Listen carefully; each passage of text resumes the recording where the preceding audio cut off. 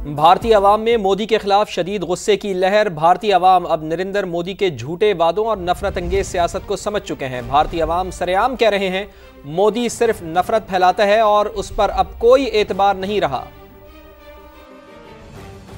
भारतीय अवाम में मोदी के खिलाफ शदीद गुस्से की लहर। भारतीय अवाम अब नरेंद्र मोदी के झूठे वादों और नफरत अंगेज सियासत को समझ चुके हैं। भारतीय अवाम सरेआम कह रहे हैं मोदी सिर्फ नफरत फैलाता है और उस पर अब कोई एतबार नहीं रहा।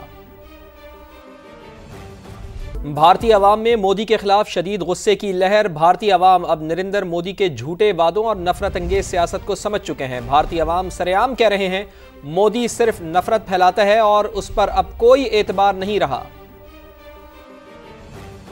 भारतीय अवाम में मोदी के खिलाफ शदीद गुस्से की लहर। भारतीय अवाम अब नरेंद्र मोदी के झूठे वादों और नफरत अंगेज सियासत को समझ चुके हैं। भारतीय अवाम सरेआम कह रहे हैं मोदी सिर्फ नफरत फैलाता है और उस पर अब कोई एतबार नहीं रहा।